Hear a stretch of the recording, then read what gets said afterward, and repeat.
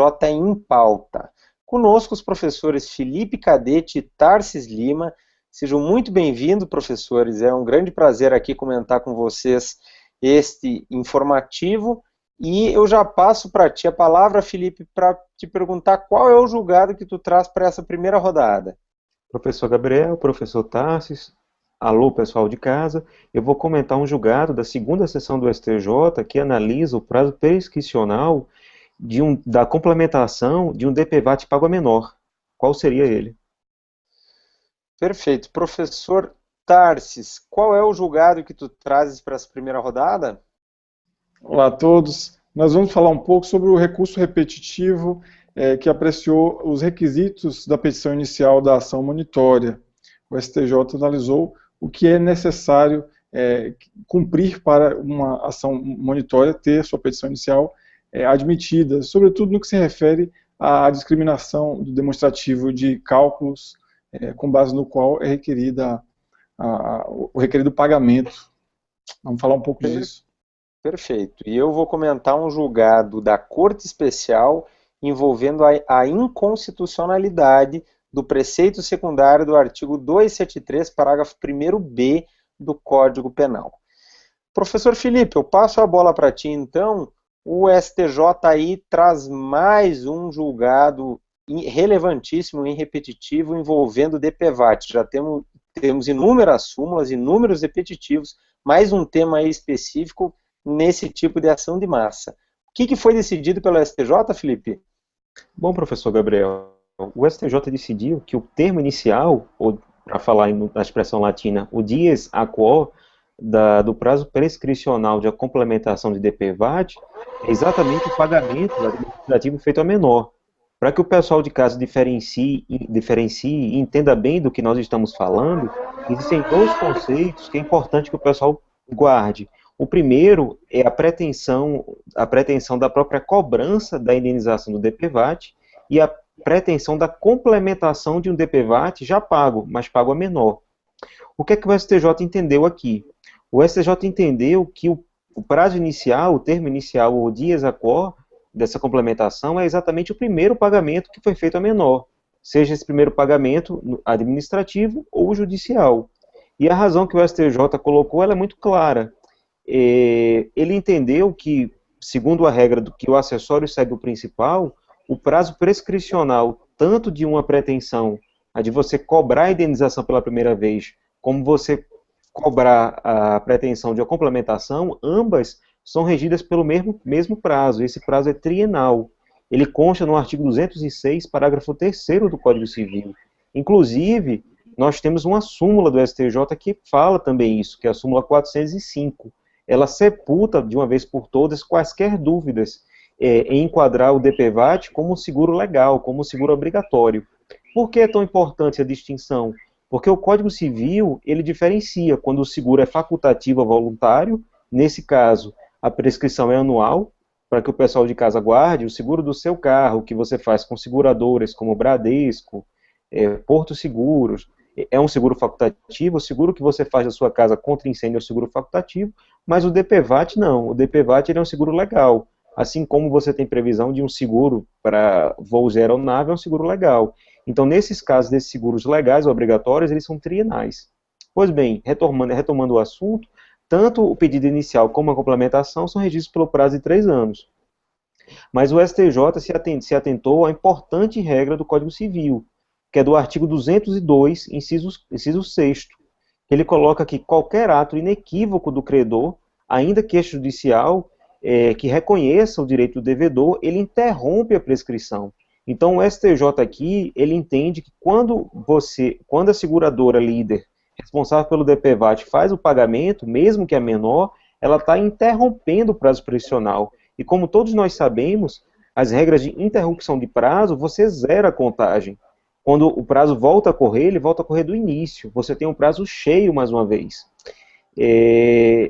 Aqui existe um entendimento muito importante que o STJ já arguiu, já levantou em informativos anteriores, que é o que ocorre quando você formula o pedido, quando você comunica o sinistro administrativamente para a seguradora.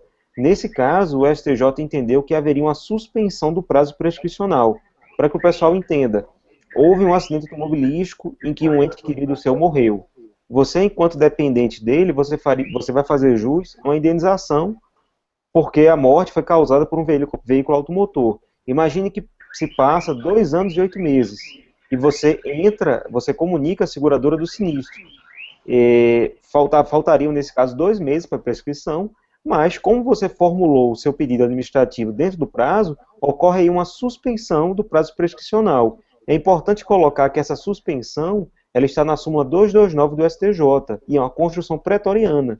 Por quê? Porque o Código Civil é omisso, nesse caso, em indicar que ocorreria a suspensão do prazo prescricional. E a razão dessa suspensão é razão muito simples. Imagine que nesse exemplo que eu dei, a seguradora demoraria 3 meses para responder a prescrição. Ela estaria, de uma forma bastante contrária à boa-fé objetiva, ela estaria se valendo da sua própria demora, da sua própria lerdeza. Então, nesse caso, não seria, mesmo que ela desse a resposta com 3 meses e 1 dia, não estaria prescrito. É o que a súmula 229 do STJ fala.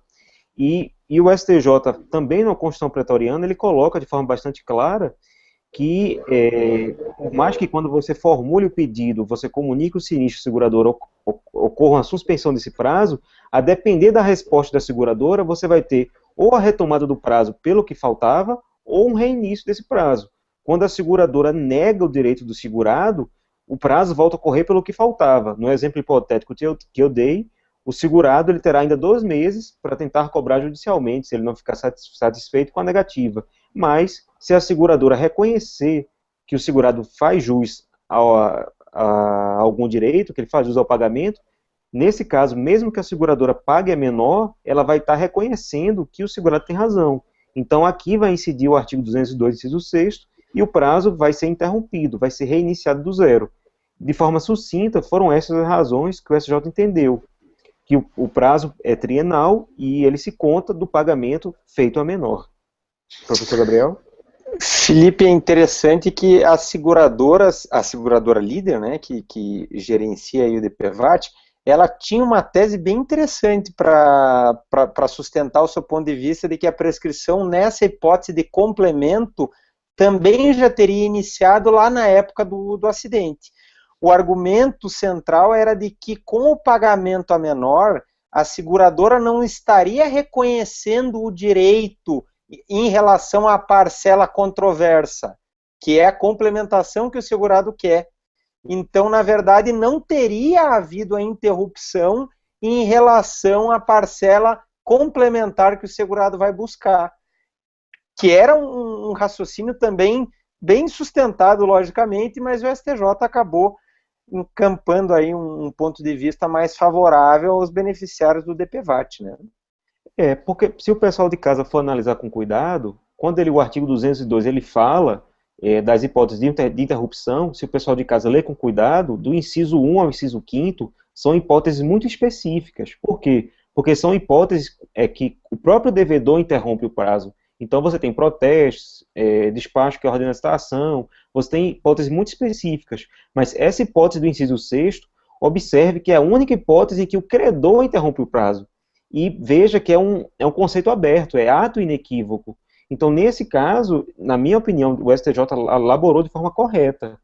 Se você reconheceu que o segurado tem direito, você está interrompendo a prescrição de todo quanto da indenização que a seguradora deveria, na minha opinião.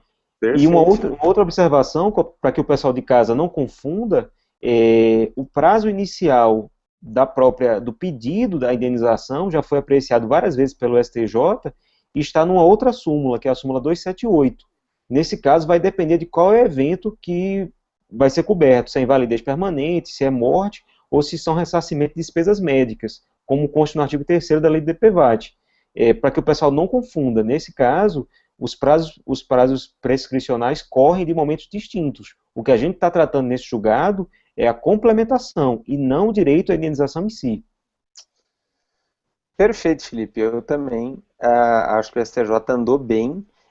Eu só fiz o contraponto que a tese da seguradora não era fora de propósito, mas eu concordo perfeitamente contigo. Acho que o STJ aplicou tecnicamente lá o 202, deu uma interpretação mais razoável diante aí do problema concreto que estava sendo analisado e com uma ação de massa, né? A gente vai ver isso aí em muitas ações que tramitam perante a Justiça Estadual. Os juízes que trabalham em juizado especial das varas comuns da Justiça Estadual vê isso o tempo todo, isso é bem recorrente mesmo. Perfeito. Professor Tarsis, eu já passo para ti a palavra para tu comentar o que foi decidido pelo STJ nessa questão envolvendo a ação monitória. Pois é. Como todo recurso repetitivo, se trata aí de uma estabilização da jurisprudência que já vinha sendo adotada pelo STJ. Nesse caso específico, é importante nós termos em consideração os requisitos necessários para a aplicação desse julgado do recurso repetitivo. O primeiro deles é que se fala aqui da petição inicial da ação monitória que visa a cobrança de valor em dinheiro. Sabemos que a ação monitória também pode ter por fundamento dar coisa certa, não é exclusivamente o pagamento em pecúnia que é o seu objeto. Então, primeiro ponto, esse julgado diz respeito apenas àquela monitória em que se cobra valor em dinheiro.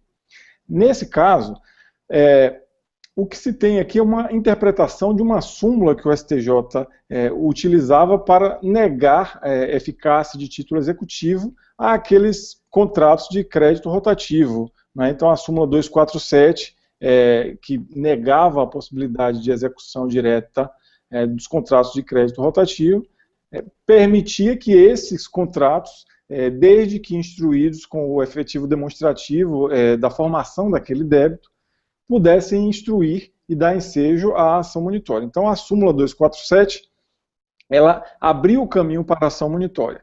A questão é que, ao abrir o caminho, as instituições financeiras, elas, de algum modo, tornaram mais maleável a interpretação no que se refere ao cumprimento desses requisitos que a súmula 247 já previa para dar ensejo à ação monitória. Então, o que aconteceu aqui nesse caso é que agora se fixou a necessidade de se explicitar com clareza quais foram os parâmetros que foram utilizados para gerar aquele débito que instrui um pedido de pagamento da dívida. Então, não basta que haja um documento escrito de dívida com a acepção genérica lá do artigo 1102 do Código de Processo Civil. É importante que exista, ao lado desse documento de dívida, as condições, como o próprio STJ afirmou nesse julgado, as condições para viabilizar a defesa por parte do devedor. Então, já que a ação monitória, ela não é propriamente uma ação de conhecimento, e aqui eles usam um julgado do Vanbier, do Eduardo Talamini, para, julgado não, um texto a respeito do tema, para enfatizar esse ponto, que como o rito da ação monitória é dividido numa fase que pode gerar imediatamente o pagamento ou a conversão da execução, ou mesmo que se protraia para um processo de conhecimento, não haverá uma fase liquidatória. Lá o artigo 1102 expressamente afirma que, uma vez finalizado o processo, quando há embargos à ação monitória, se passa à fase seguinte, como a fase do 475-I do Código de Processo Civil. Não há a possibilidade de liquidação. Então, também com esse fundamento, o relator, que foi vencedor no voto, nesse recurso repetitivo, faz a expressa alusão à necessidade de uma clareza maior dos elementos que geraram, que embasaram essa elaboração de cálculos que gera o pedido da ação monitória. Quando esse pedido não é instruído com esses elementos, ou seja, com um demonstrativo de cálculo detalhado, o caminho correto a se seguir não é o indeferimento da petição inicial de plano. Não é que essa petição inicial seja inepta.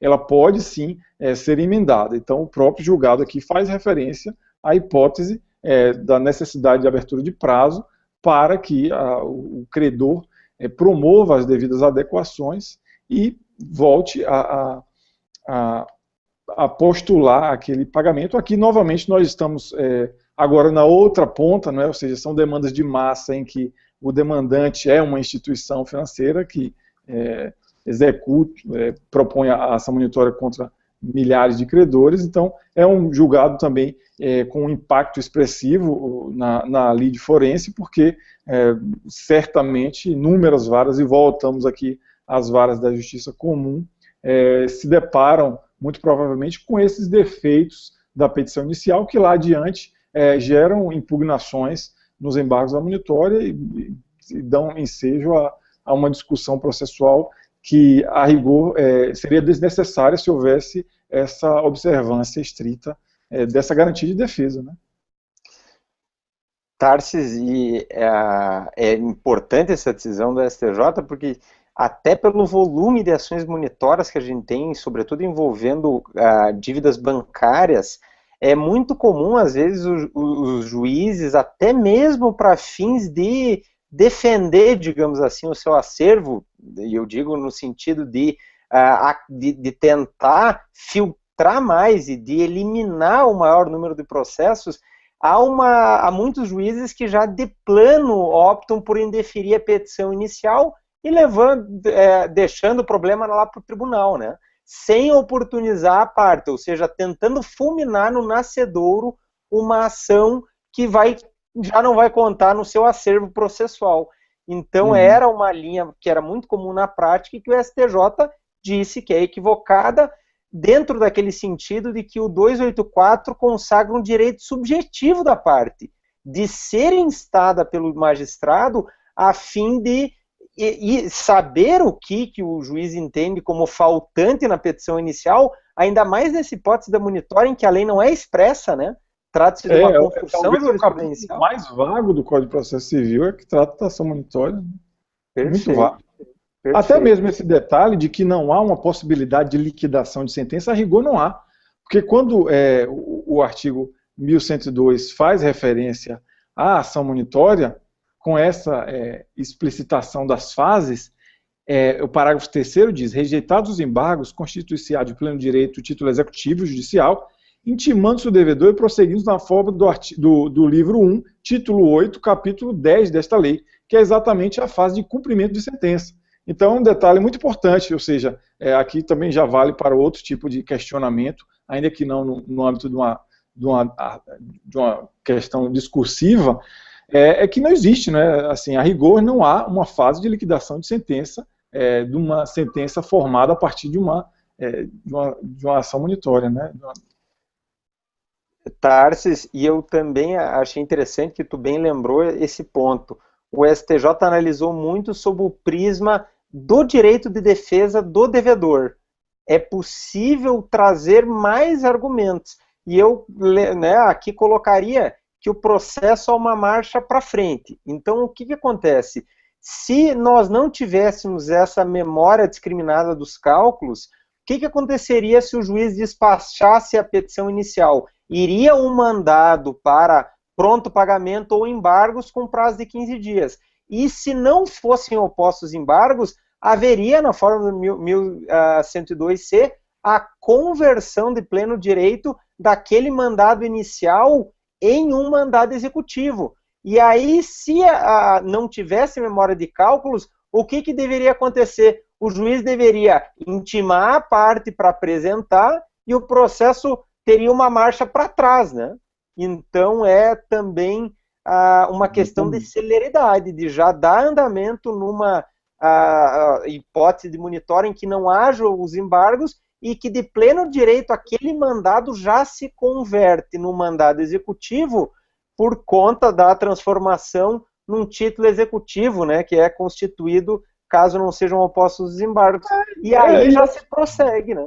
E outros detalhes, o juiz pode analisar a eventual prescrição ou não cabimento, digamos que determinado índice de correção ou alguma sistemática de cálculo de juros já tenha sido rechaçada por uma súmula, por exemplo. Então, o julgador poderia afastar isso, né? Então, perfeito.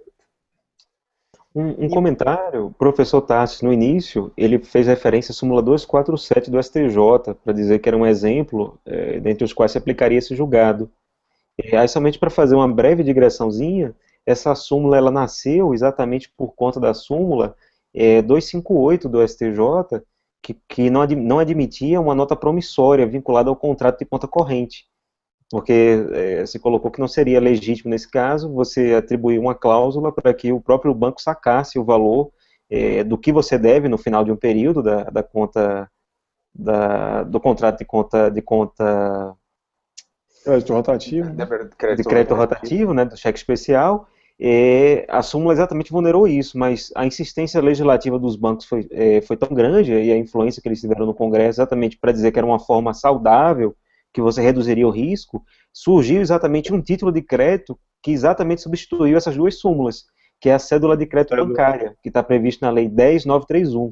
Inclusive o STJ, embora tenha essa súmula... A constitucionalidade esses dias, né? A constitucionalidade dela esses dias. Exatamente, o STJ já admitiu que, embora a nota promissória não possa, para você vincular ao crédito rotativo, no cheque especial, mas cédula de crédito bancário pode, tal como está previsto na Lei 10.931, no artigo 28.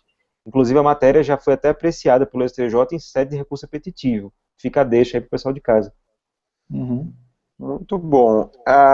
Prosseguindo, pessoal, nessa nossa primeira rodada, finalizamos com um julgado envolvendo direito penal, interessantíssimo, porque é uma situação bem inovadora e que envolve a inconstitucionalidade não de um tipo penal por inteiro, mas só de seu preceito secundário.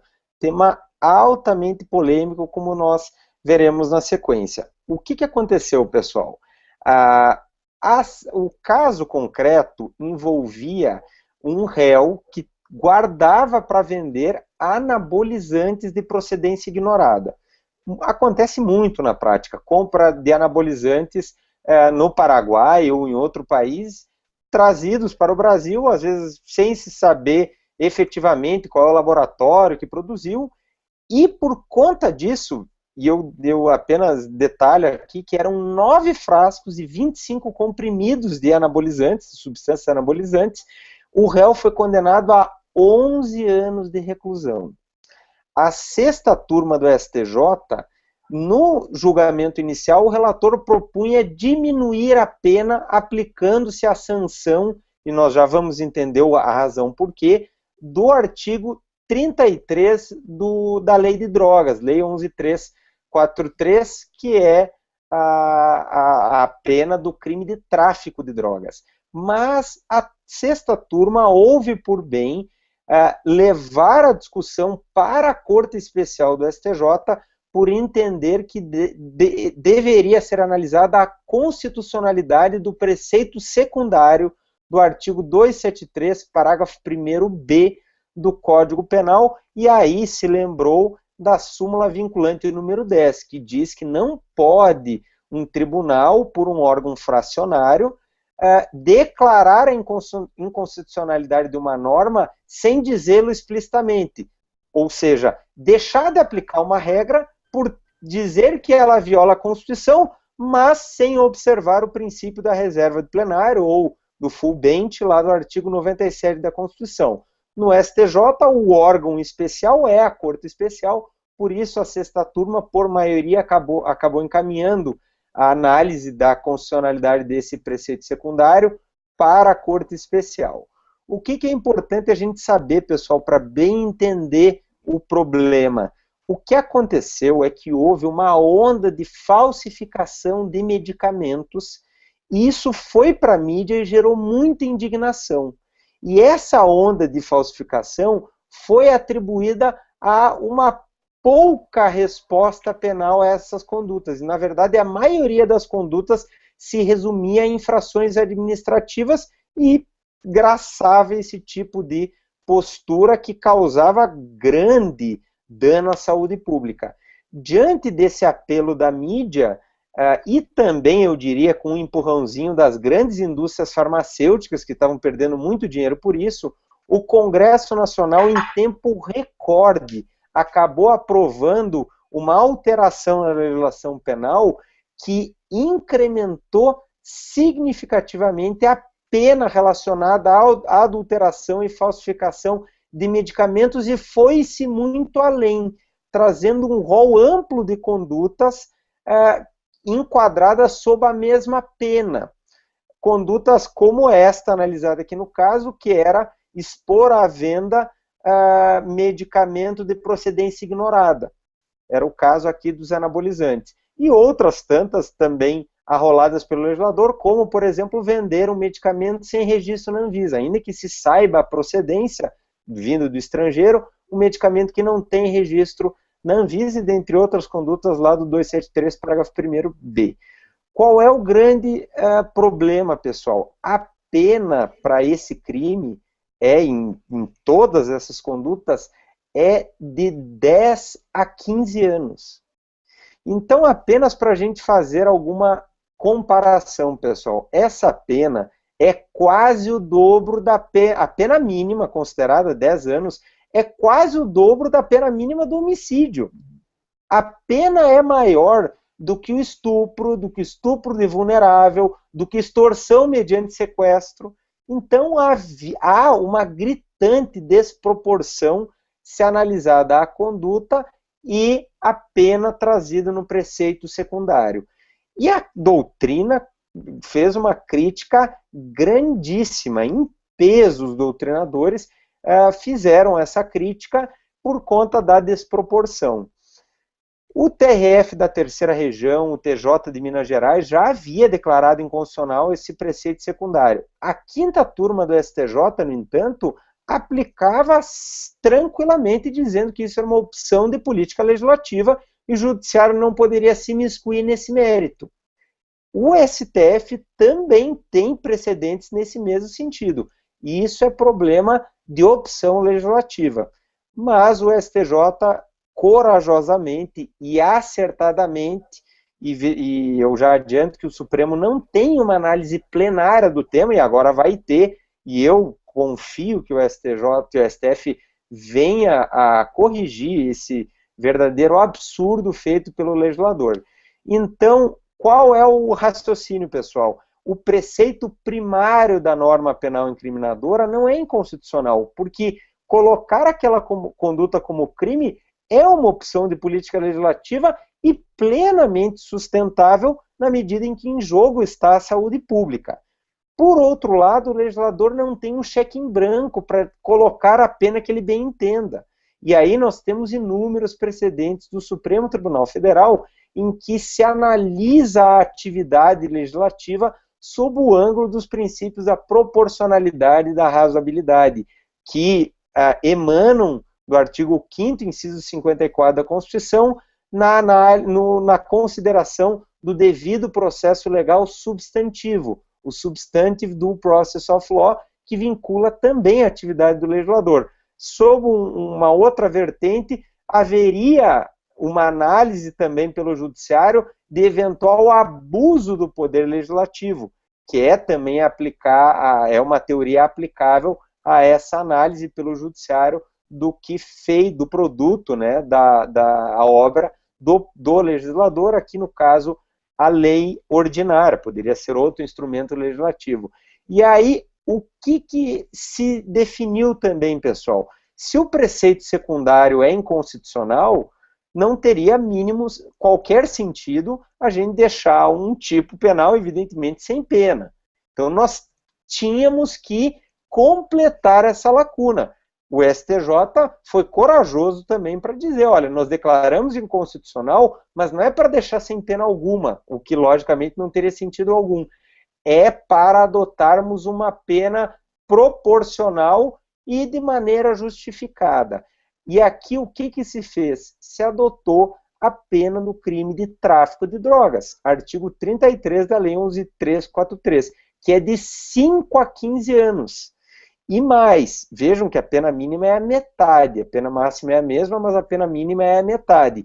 E mais, o STJ também disse, aplicando-se também a hipótese do parágrafo 4º do artigo 33 da Lei de Drogas, que é aquela causa de diminuição de pena, que é de maneira técnica chamada de tráfico privilegiado, não se trata de tráfico privilegiado porque não se muda o patamar das penas mínima e máxima, é simples causa de diminuição de pena para aquele que tem bons antecedentes, não é reincidente, não se dedica àquela atividade criminosa, nem integra a organização criminosa. Nesse caso, é possível diminuir a pena para 1/3, né, até 2/3, ou seja, ela pode cair para 1 ano e 8 meses, de modo que aí nós conseguimos enxergar numa situação como essa, o caso concreto julgado, um particular, um professor de academia, isso é muito comum, vendendo anabolizante para alunos, sem ser um grande criminoso, né? Então uma pena a partir de 1 ano e 8 meses considerada, essa causa de diminuição de pena,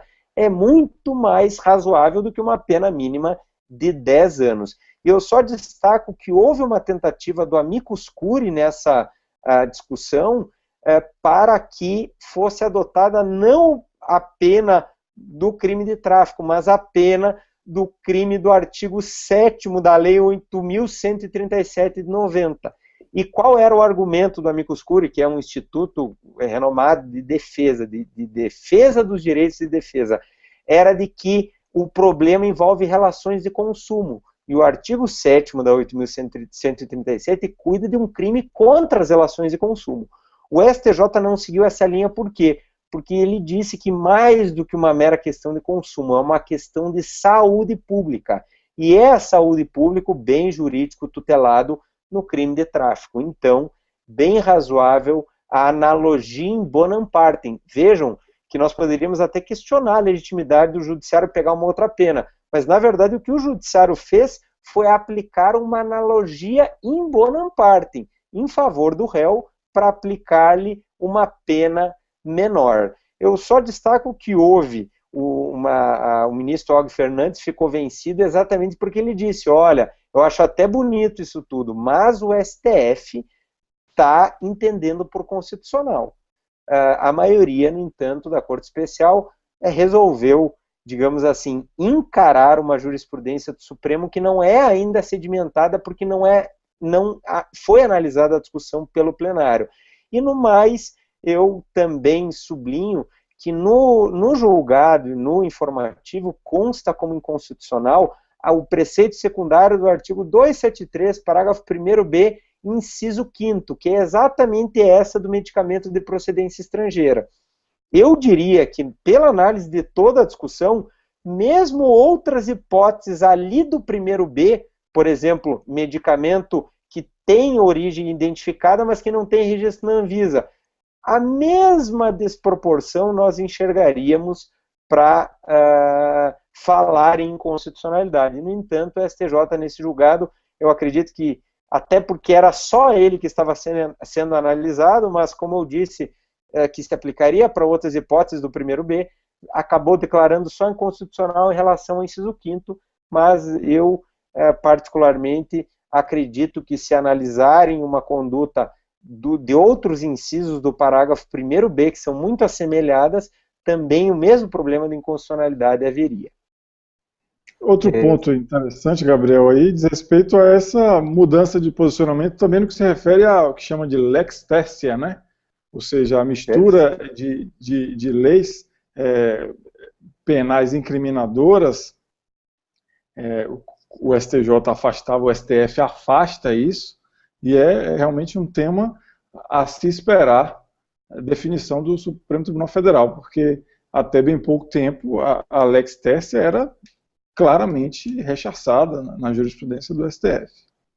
Perfeito. Nós tratamos disso, logo quando saiu esse recurso repetitivo, nós tratamos disso numa questão discursiva aqui do Emages, e também nessa linha de como você bem detalhou a coragem do STJ de enfrentar a questão dessa forma, se valendo dos exemplos da jurisprudência do STF de proporcionalidade, mas que não chegam a esse nível do detalhamento no âmbito da política criminal, né, que é o objeto central da questão.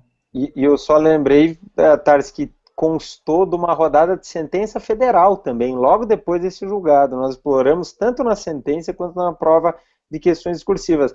E só uma curiosidade, ninguém utilizou o termo lex tertia, porque eles quiseram exatamente tentar afastar do problema da lex tertia, mas na prática isso aconteceu, sob o véu da analogia in bonum partem, né? Mas efetivamente aconteceu. Eu queria somente fechar com dois comentários. Que o pessoal que lê informativo há um pouco mais de tempo vai se lembrar que houve uma situação muito semelhante em relação à receptação qualificada, que o STJ, nos idos de 2009 e 2010, teria declarado a inconstitucionalidade do parágrafo 1º do artigo 180 do Código Penal, mas que o STF confirmou a constitucionalidade. Ele disse, no ano de 2013, em informativo, o STF afirmou isso, que a pena da receptação qualificada é constitucional, não teria nenhum problema, seriam situações distintas. E, somente para fechar agora, um comentário que você fez no início, Gabriel, que teve uma onda de crimes, que teve uma grande repercussão social, e que o Congresso fez uma lei, isso me lembra muito a doutrina do professor Marcelo Neves, ex-conselheiro do CNJ, que ele tem um livro bastante crítico em relação a isso, que ele chama da constitucionalização simbólica, que é quando a norma constitucional ou a lei, ela deixa de ter um sentido de um caráter normativo jurídico e passa a ter um sentido tão somente ideológico. E no caso específico de leis penais, quando o Congresso sucumbe a alguma pressão de massa, algum populismo e edita uma lei, como se todo o problema de política criminal fosse editar uma lei e não aplicá-la corretamente, através de subsídios materiais, políticas públicas diversas, ele coloca o termo legislação álibi. É como se o Congresso Nacional botasse uma lei endurecendo a pena e dissesse, resolvi todos os problemas. Então, para que o pessoal tenha o exemplo concreto, né, a questão é mais de constitucional do que de criminal, do que de penal, mas seria uma legislação simbólica, uma legislação álibi. Seria um bom exemplo. Muito bem lembrado, Felipe. E o paralelo com o problema da receptação é extremamente pertinente, porque lá também a alegação era de desproporção. Só que, digamos que era uma desproporção não tão gritante quanto esta. Por isso que nessa aqui a situação é mais ainda evidente. E eu só esqueci de mencionar, também foi incluído esse crime como crime hediondo. Então, na mesma onda do aumento da pena, foi incluído como pena hediondo. E, logicamente, tinha um grande interesse econômico por trás também, além do apelo, se aproveitou a carona do apelo popular, né? Mas se exagerou na dose. Então terminamos com isso, meus caros, a nossa primeira rodada desse InfoEmarges. Em pauta hoje, informativo 559 do STJ. Fiquem conosco, na sequência viremos com a segunda rodada e mais julgados extremamente relevantes colhidos deste boletim de jurisprudência. Até logo mais.